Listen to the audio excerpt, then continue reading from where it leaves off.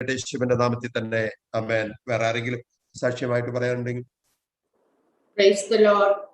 ദൈവനാമത്തിന് മഹത്വം ഉണ്ടാകട്ടെ. കൃപയാല്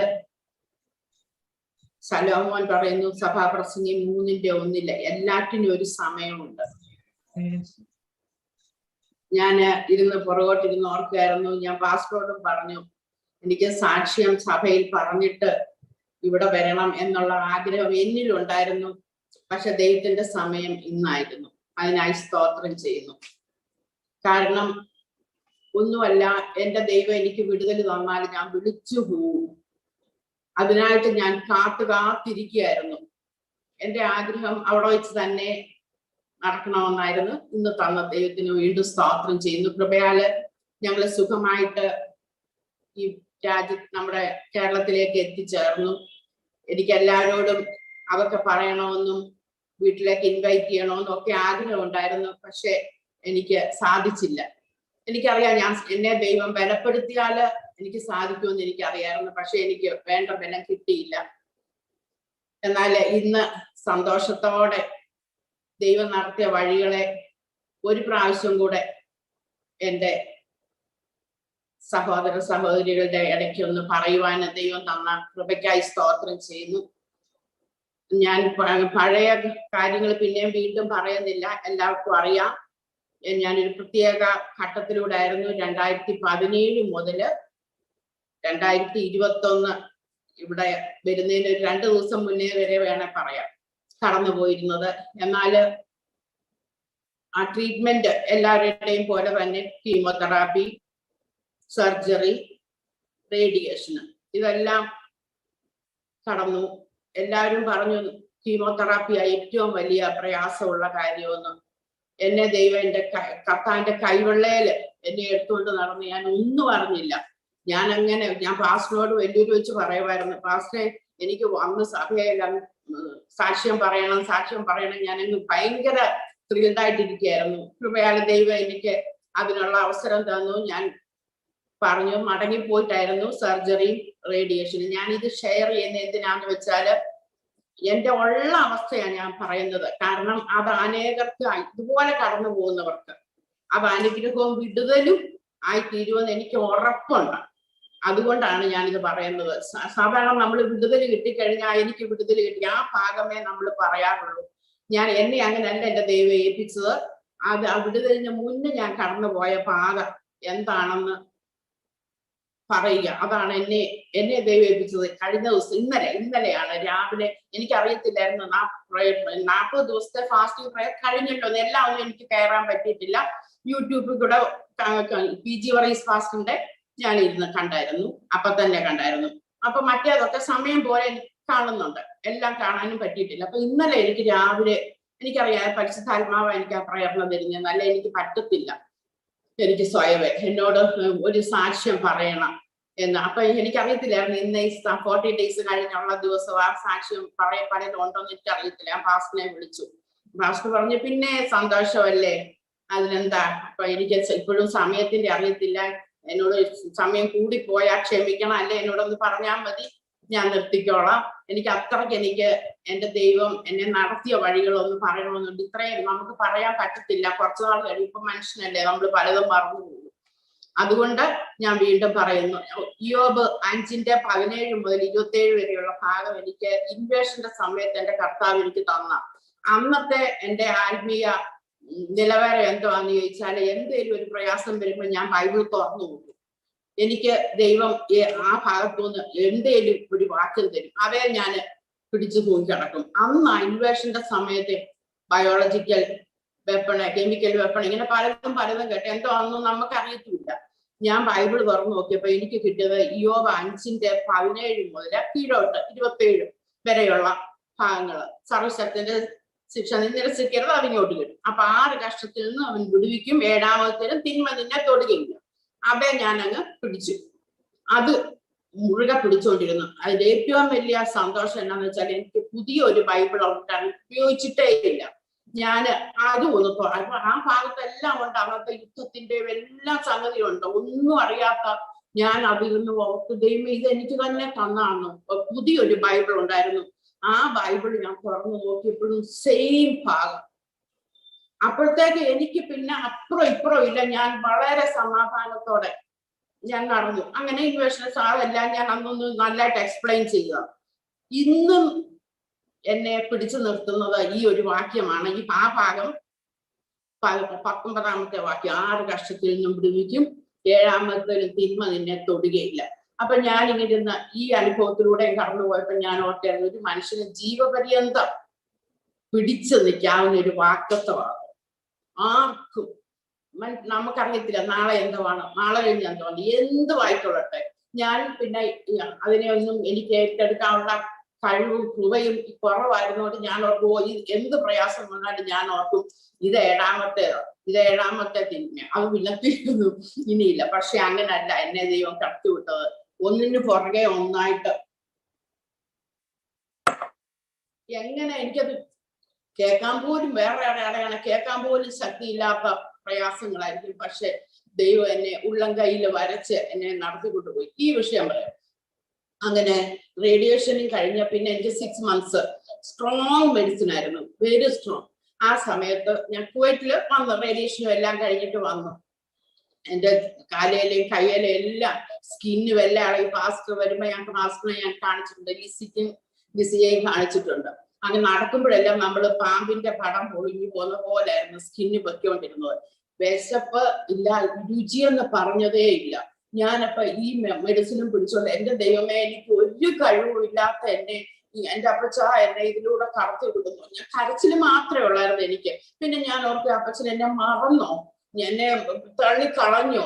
ഇത് യാക്കോബ് പറയുന്നു, എന്റെ ദൈവം ഇവിടെയുണ്ട് സത്യം, ഞാനോ അറിഞ്ഞില്ല. സത്യം ഇടയ്ക്ക് ഞാൻ ഓർക്കും, ദൈവമേ ഉണ്ടോ, എന്റെ കൂടെ ഉണ്ടോ, എന്നെ ഇല്ലയോ, തള്ളിക്കളഞ്ഞോ? ഇതെല്ലാം ഞാൻ തന്നെത്താനെ പറയും. ദൈവം എവിടുന്നേലും ഒരു വേട് ഞാൻ പറയുക ഈ സമയത്ത്. പിന്നെ ഞാൻ കേട്ടു, മെഡിക്കലി നമ്മൾ നോക്കുമ്പോ എനിക്ക് ആ മെഡിക്കൽ ഫീൽഡ് ഒരു പിടുത്തവും ഇല്ല. എന്നാലും ഒരു ശരിക്കും പറഞ്ഞാൽ ഞാൻ MA പാസിന്റെ മോന്റെ ഒരു പ്രസംഗം കേട്ടപ്പോഴാണ് ഈ ക്ലിനിക്കൽ ഡിപ്രഷൻ ഇങ്ങനെ ഒരു വേർഡേ ഞാൻ കേൾക്കുന്നത്. ഇതൊക്കെ ഉണ്ടല്ലോ. അപ്പൊ ദൈവം എന്നെ ഓരോ രീതിയില് എന്നെ മനസ്സിലാക്കിക്കൊണ്ടിരിക്കുന്നു. ഇങ്ങനെയൊക്കെ ഉണ്ട്, അതൊക്കെ അങ്ങ് മാറും ഒരു സൈഡിലുണ്ടെങ്കിലും 99% എനിക്ക് എന്നെ നെഗറ്റീവ് തോട്ട്സ് ആണ് എന്നെ ഭരിച്ചിരുന്നത്. അത് 100% ഞാൻ പറയത്തില്ല, 1% മാത്രമേ എനിക്ക് പോസിറ്റീവായിട്ട് തിങ്ക് ചെയ്യാൻ പറ്റത്തുള്ളൂ. എന്റെ ഹസ്ബൻഡ് എന്നെ ഒത്തിരി കരുതുന്ന ആളാണ്, എന്നെ എപ്പോഴും എൻകറേജ് ചെയ്യും. എനിക്ക് അതൊക്കെ പറയുമ്പോ എല്ലാരും എന്നെ അങ്ങ് ചുമ്മാതെ പറയുന്നത് ഇതിങ്ങനെ ഒന്നും വല്ലായിരിക്കും, ആ ഒരു രീതിയിൽ ഞാൻ പൊയ്ക്കൊണ്ടിരിക്കുമ്പോഴാണ് കൊറോണയുടെ വന്ന് കഴിഞ്ഞപ്പോഴത്തേക്ക് എനിക്ക് ഒട്ടും നിൽക്കാൻ, ഇതിന്റെ ഇടയ്ക്ക് ഞാൻ പറഞ്ഞോളട്ടെ, ഓർക്കുന്ന ഞാൻ കുറച്ച് കാര്യങ്ങൾ എനിക്കത് പറയാതിരിക്കാൻ പറ്റത്തില്ല. എന്നെ ഇതിൽ നിന്ന് മനസ്സിലാക്കിയത് ആ മധ്യസ്ഥതയുടെ ആ വേർഡാണ്. കാരണം എനിക്ക് പ്രാർത്ഥിക്കാൻ പറ്റുന്നില്ല, എനിക്ക് വചനം വായിക്കാൻ പറ്റുന്നില്ല. എന്നോട് പാസ്റ്റർ പറയും, നേരെ എനിക്ക് 24 മണിക്കൂർ പോരായിരുന്നു. ജോലി ചെയ്യുമ്പോഴും ഞാൻ യൂട്യൂബ് ഇട്ട് കേൾക്കും.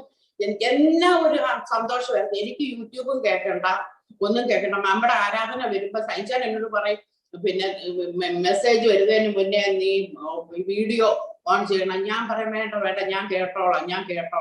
ഞാൻ മാറിയിരിക്കാൻ എനിക്ക് വിഷമോ. അതുകൊണ്ട് അതിന്റെ മുന്നിലിരുന്ന് കുറച്ച് കേൾക്കും, കുറച്ച് കേൾക്കത്തില്ല. ഇങ്ങനത്തെ ഒരു വല്ലാത്ത അവസ്ഥയിലൂടെ ഞാൻ കടന്നു പോയിക്കൊണ്ടിരുന്നത്. ഈ ആ മധ്യസ്ഥ പ്രാർത്ഥനയുടെ അതാണ് എന്നെ ദൈവം ഇങ്ങനെ മനസ്സിലാക്കി തന്നത്. നമ്മുടെ നൈറ്റ് പ്രയർ എനിക്കറിയാം, ദേവദാസൻ ബുക്കില് വിഷയം എഴുതി. അപ്പം ഞാൻ എന്നോട് തന്നെ ഈ ശത്രു അമ്മേച്ച് പറയും, നീ പ്രാർത്ഥിക്കുന്നില്ലല്ലോ, നീ ബൈബിൾ വായിക്കുന്നില്ലല്ലോ, പിന്നെന്തോ എങ്ങനെയാ നിനക്ക് വിടുതല്? ഞാൻ പറയാം, അപ്പച്ചാ എനിക്ക് ആഗ്രഹമുണ്ട്, എനിക്ക് പറ്റുന്നില്ല, എനിക്ക് ആഗ്രഹമുണ്ട്, എനിക്ക് പ്രാർത്ഥിക്കണം, എനിക്ക് വായിക്കണം. ശത്രു ഇത് തന്നെ എന്നോട്. അപ്പൊ ഞാൻ അതേ കുറിച്ച് ഇല്ലില്ല, ഫ്രൈഡേ നൈറ്റ് പ്രയർ സഭയിലുണ്ട്, അവിടെ ബുക്ക് വെച്ച്, അതുകൊണ്ട് എന്റെ കാര്യം ഒന്നും മറക്കത്തില്ല. അവിടെ പറയുമ്പോ അങ്ങനെ ശത്രുവിനെ ആ രീതിയിൽ പറയും. അടുത്ത സെക്കൻഡ് പിന്നെ ഈ തോട്ട് തന്നെ വരുന്നത്. ഞാൻ ഇത് ഇത്രയും എക്സ്പ്ലെയിൻ ചെയ്യുന്ന എന്തിനാന്ന് വെച്ചാൽ, അങ്ങനാണ് ഇവന്റെ തന്ത്രങ്ങൾ. ഇവന്റെ തന്ത്രമേ ഉള്ളല്ലോ ആ തന്ത്രങ്ങളെ. പക്ഷെ ഞാൻ അവിശ്വസിച്ചു, ഞാൻ സംശയിച്ചു, ഞാൻ പതറിപ്പോയി. എന്നാലും ആ 1% ഞാൻ പറഞ്ഞില്ല, 1% എനിക്ക് ധൈര്യമായിട്ട് പറയാൻ പറ്റും, എന്റെ ദൈവത്തിൽ ഞാൻ ആശ്രയിച്ചു. 99% അവൻ അന്യചിന്തകൾ കൊണ്ടുവരും. ജീവനോടെ ഞാൻ കുവൈറ്റിൽ നിന്ന് ഇവിടെ വരുമെന്ന് ഞാൻ പ്രതീക്ഷിച്ചില്ല. അപ്പൊ എന്റെ ദൈവം എന്നോട് പറഞ്ഞു, നീ പറഞ്ഞില്ലേ നിനക്ക് സാക്ഷിയൊക്കെ പറയണ്ട. ഞാൻ പറഞ്ഞു, അപ്പച്ച ഞാൻ എന്തോ സാക്ഷ്യം പറയുന്നത്, ജീവൻ പോയാൽ ഞാൻ എങ്ങനെ സാക്ഷ്യം പറയും? അങ്ങനെ പറയുമ്പോൾ ഞാൻ പറഞ്ഞ ശരിയാ, അപ്പച്ചന് എല്ലാം സാധ്യമാ, സാക്ഷ്യം ഞാൻ പറയും, അപ്പം ജീവനോടെ വരും. അങ്ങനത്തെ ഒരു സ്റ്റേജിലാണ് ഞാൻ കടന്നുപോയത്. ഞാൻ വെള്ളിയാഴ്ചത്തെ മധ്യസ്ഥ പ്രാർത്ഥന. പിന്നെ ദേവദാസൻ എന്നോട് പറയാം, ഇപ്പൊ സജ്ജാൻകി പ്രാർത്ഥന ഫോണിൽ കൂടെ വിളിച്ചാലും ഞാൻ പ്രാർത്ഥിക്കാം. എനിക്ക് പല പ്രാവശ്യം ഞാൻ വിളിച്ചു ഫോണിൽ കൂടെ, എപ്പോ വിളിച്ചാലും ഒരു മടി കൂടാതെ പ്രാർത്ഥിച്ചു. പിന്നെ നമ്മുടെ മീറ്റിങ്ങിനൊക്കെ പാസ്റ്റർ ഇങ്ങനെ ദേവദാസന്മാരോട് ഇങ്ങനെ പ്രാർത്ഥിക്കണേ എന്ന് പറയുന്നത് ഞാൻ ഓർക്കും, ദൈവമേ ഈ കേൾക്കുന്നവര് തന്നെ ഓർക്കുമല്ലോ, എപ്പോഴും സജ്ജാൻഡിക്ക് വേണ്ടി പ്രാർത്ഥിയത് എന്നിട്ട് ഒരു മാറ്റവും സജ്ജാൻഡിക്ക് ഇല്ല താനും. എനിക്ക് പിന്നെ അങ്ങ് മടിയായിട്ട് ഞാൻ സജ്ജനോട് പറയും, ഞാൻ വീഡിയോ ഓൺ ചെയ്യത്തില്ല, വേണ്ട പാസ്റ്ററിന്റെ പേര് പറയുമെന്ന്. അപ്പൊ ഞാൻ എന്തിനാ ഉള്ളതുപോലെ പറയുന്നതെന്ന് വെച്ചാല് അത് ദൈവം നമ്മളെ തള്ളിക്കളയത്തില്ല, അത് പറയാനാണ് ഞാൻ പിന്നെ ഇത്രയും ഞാൻ വിശദമായിട്ട് പറയുന്നത്. അങ്ങനെ പിന്നെ ഞാൻ തീരുമാനിച്ചില്ല, അപ്പച്ചൻ എന്നെ വിടുവിക്കാൻ എനിക്ക് പിന്നെ ദേവദാസം പ്രാർത്ഥിക്കുന്നുണ്ട്, സഭയിലുള്ളവർ പലരും പ്രാർത്ഥിക്കുന്നുണ്ട്, എനിക്കറിയാം വെള്ളിയാഴ്ചത്തെ പ്രാർത്ഥനയുണ്ട്. അങ്ങനെ മുന്നോട്ട് നീങ്ങിക്കൊണ്ടിരുന്നു, ഓരോ ദിവസങ്ങള് നീങ്ങിക്കൊണ്ടിരുന്നു.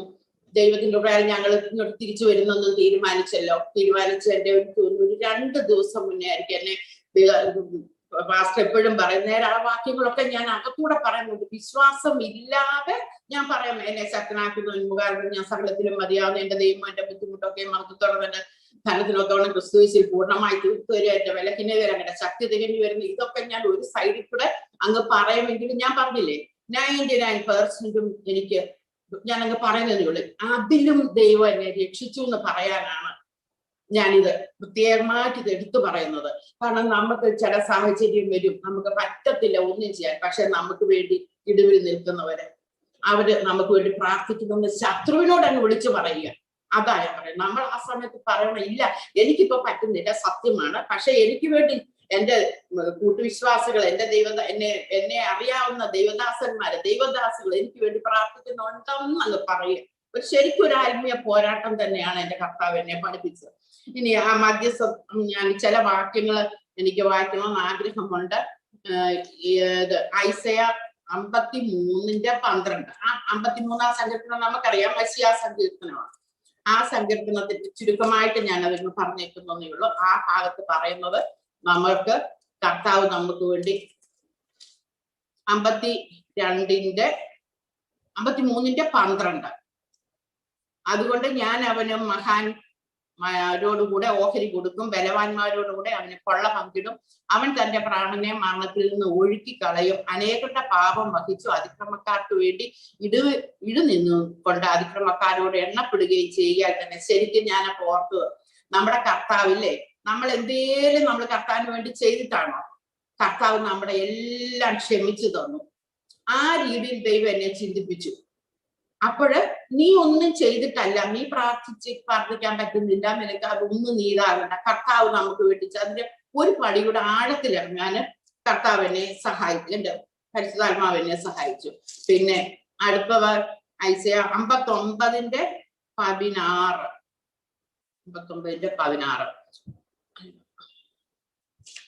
സോറി, 50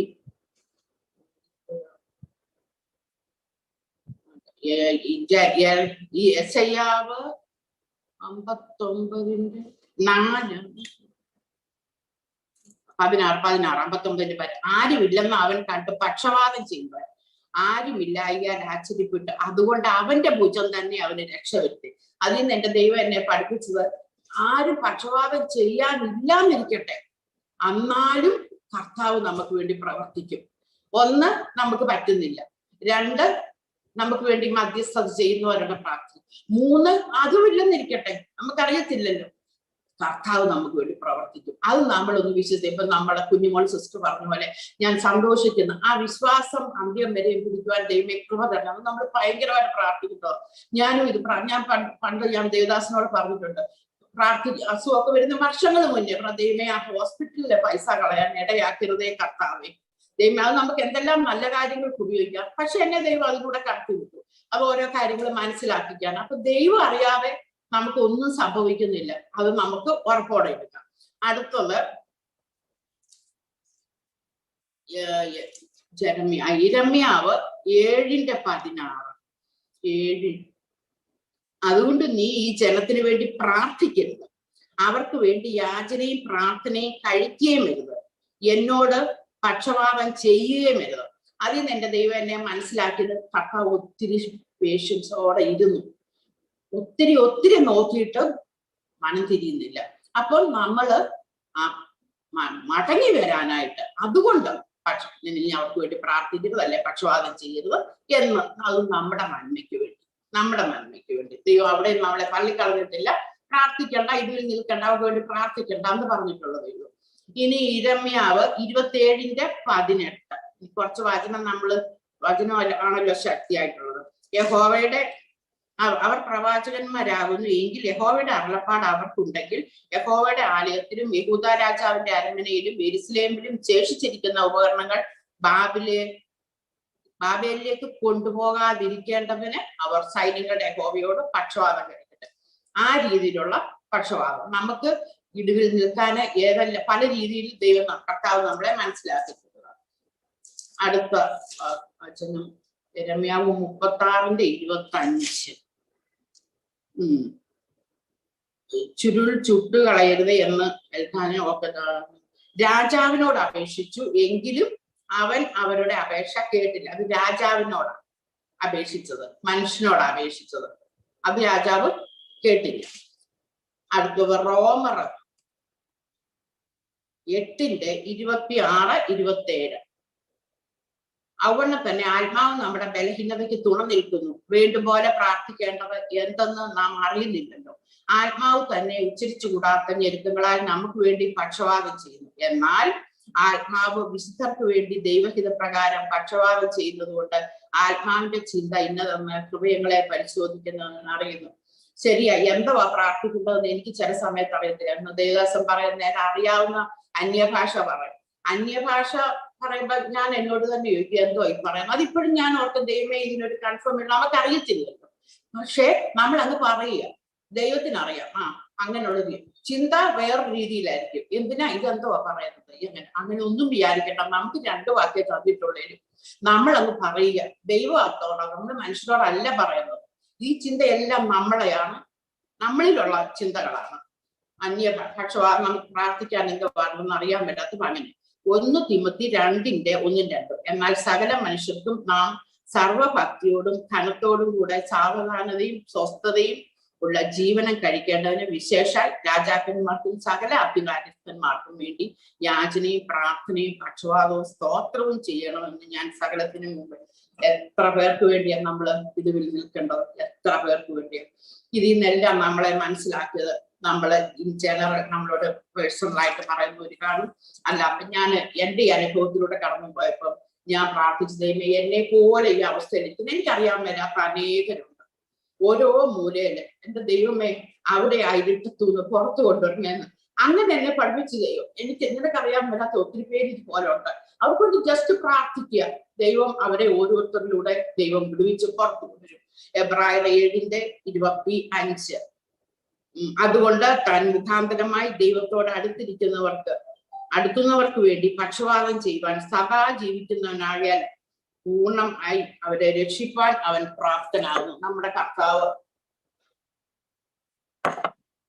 പൂർണ്ണമായാണ് നമ്മളെ വിടുവിക്കുന്നത്, പകുതിയല്ല. അപ്പം പൂർണ്ണത വരുമ്പോൾ അതിന് വിടുതൽ പുറത്തു വരും. നമ്മൾ പൊട്ടി ഘോഷിക്കും.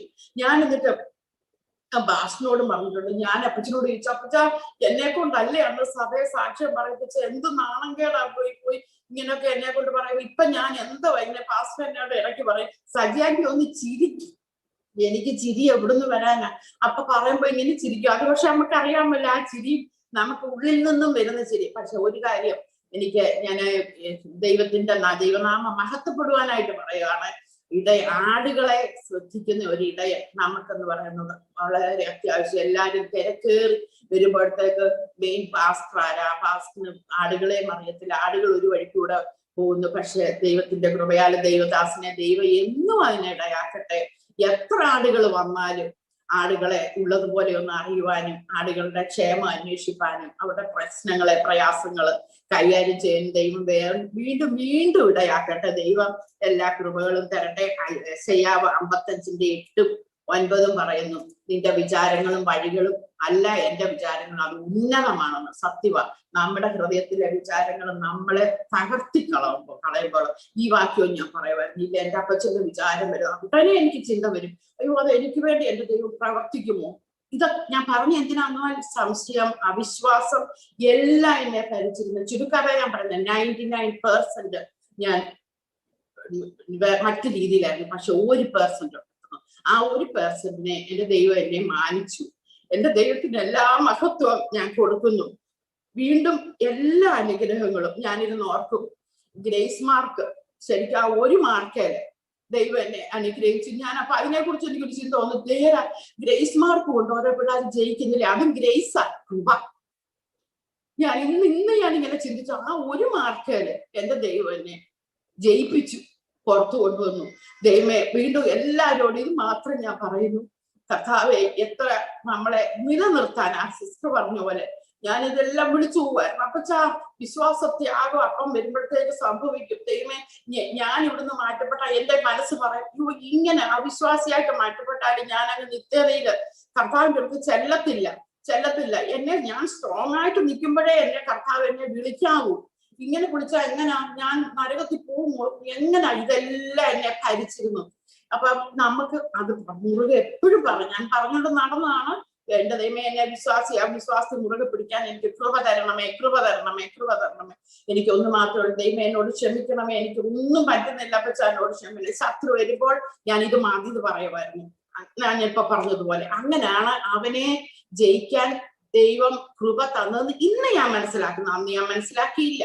ഇന്ന് എനിക്ക് പറയാൻ പറ്റും, ആ 1% ആ ഗ്രേസ് മാർക്കേല് ദൈവം നമ്മളെ മാനിക്കും, ദൈവം നമ്മളെ കൈവിടത്തില്ല. ഇന്ന് നമ്മൾ പ്രാർത്ഥിക്കാത്തപ്പോൾ, മധ്യസ്ഥത ചെയ്യാൻ ആളുടെ അതും ഇല്ലാത്തപ്പോൾ കർത്താവിന്റെ പൂജ നമ്മളെ വിടുവിക്കും. ഈ വചനങ്ങൾ ഞാൻ എല്ലാം ഒന്ന് ഫോണിലൂടെയുള്ള എല്ലാം ഞാൻ ഒന്ന് ഹിന്ദി ചെയ്തിട്ടിരുന്നു, കാരണം എനിക്ക് ഇതെല്ലാം ഒന്ന് പറയാതെ പറ്റത്തില്ല. പിന്നെ വേറെ ഒരു പാട്ടിന്റെ ഒരു സ്റ്റാൻസ മാത്രം പാടി, അതായിരുന്നു ശരിക്കും എന്റെ ഒരു ജീവിതം. ചില പാട്ടുകൾ ഞാൻ ഇങ്ങനെ പാടും, പിന്നെ ഉടനെ ആ സെക്കൻഡ് മറ്റേ ചിന്ത വരും. പക്ഷെ ദൈവം ഇന്ന് എനിക്ക് ധൈര്യത്തോടെ പറയാം, ആരേലും ഇങ്ങനത്തെ പാതയിലൂടെ കടന്നു പോകുന്നുണ്ടെങ്കിൽ ഇങ്ങനെ അങ്ങ് ചെയ്യുക, ദൈവം നമ്മളെ കൈക്ക് പിടിച്ചു ഉയർത്തും. മരുഭൂമിയിൽ ആർക്കെങ്കിലും അറിയെങ്കിൽ കൂടെ പറഞ്ഞേ. അർത്ഥപ്രാണനായി ഒരു കണ്ണും കാണാതെ വിതുമ്പിയപ്പോൾ സ്നേഹക്കൊടിയാൽ എന്നെ മറച്ചു, ഓമനപ്പർ ചൊല്ലി എന്നെ മകൂടണച്ചു. എൻ ഹൃദയത്തെ തൊടുവാൻ, മുറിവിൽ താലോടുവാൻ യേശുവെ പോലാരെയും ഞാൻ കണ്ടതില്ല. ഇത്രയേറെ ആനന്ദം എൻ ജീവിതത്തിലേറുമോ യേശുവെ ഞാൻ ഒരിക്കലും നിലച്ചതില്ല. 10,000-ത്തിലതിശ്രേഷ്ഠൻ എനിക്കേറ്റം പ്രിയമുള്ള നാഥൻ, എന്റെ ഹൃദയം കവർന്ന പ്രേമകാന്തൻ, സർവാംഗ സുന്ദരനേശു, എനിക്കൊരു ഉത്തമ ഗീതം എന്റെ പ്രിയനോടു പാടുവാനുണ്ട്. എന്റെ യേശുവിനായി എഴുതിയ ഗീതം ഒരു പനിനീർപ്പൂ പോലെ മൃദുലം. ആമേൻ. ഈ വചനങ്ങൾ എന്റെ സാക്ഷ്യത്തെ നിൽക്കുന്നു. പ്രത്യേകം എല്ലാവരുടെയും പ്രാർത്ഥനയെ വീണ്ടും ചോദിക്കുന്നു. നിങ്ങളെല്ലാവരും നാട്ടിൽ വരുമ്പോൾ ഞങ്ങളെ വിസിറ്റ് ചെയ്യണം. ഞങ്ങൾ സഭയിലുള്ളതുപോലെ തന്നെ ഞങ്ങളെ ഓർത്ത് പ്രാർത്ഥിക്കണം. നൈറ്റ് പ്രയറിൽ ഞങ്ങളെ മാറ്റി പേരൊന്നും മാറ്റരുത്. ഇപ്പൊ ഇല്ലെങ്കിൽ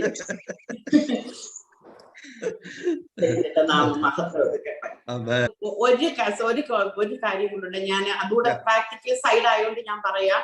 ഞാൻ ഈ പല ദിവസങ്ങൾ എന്റെ ഒരു ഫ്രണ്ട് റീന എന്ന് പറയും, റീനയുടെ അടുത്ത് പോവായിരുന്നു പ്രാർത്ഥിക്കാൻ. ഞാൻ അത് ചെയ്യാൻ പറയാം, അങ്ങനെ ഒരു ആവശ്യം വന്നെങ്കിൽ അങ്ങനെ രാവിലെ എന്നെ സൈബിച്ചാൽ ഓഫീസിൽ പോകുമ്പോ വിടും, വൈകിട്ട് വരും. റീന പ്രാർത്ഥിക്കും, ഞാൻ അവിടെ ഇരുന്ന് ജിയോ റീന ഒത്തിരി പ്രാർത്ഥിച്ചത് എന്താ നിർത്താത്ത എന്തൊക്കെയാ എന്റെ തലയിൽ കൂടെ പോകുന്നത്. ആ ഹൃദയം ആ ദൈവത്തെ എന്റെ ദൈവം ആരാ, നമ്മുടെ ദൈവം ആരാ ക്ഷമിക്കുന്നത്. ഒരു ദിവസം ഞങ്ങൾ അവിടെ വന്നായിരുന്നല്ലോ. അതെ ഫാസ്റ്റ് വന്നപ്പോ ഞാൻ അവിടെ ആയിരുന്നു. അതും ഞാൻ ഓർത്ത് എനിക്ക് ഒന്നും പോയിട്ട് വിട്ടുകളയാൻ പറ്റത്തില്ല, കാരണം ദൈവം അനുഗ്രഹിക്കട്ടെ. ദൈവം ധാരാളമായിട്ട് അനുഗ്രഹിക്കട്ടെ. ആമേൻ. സ്വതന്ത്രം വേറെ ആരെങ്കിലും സാക്ഷ്യം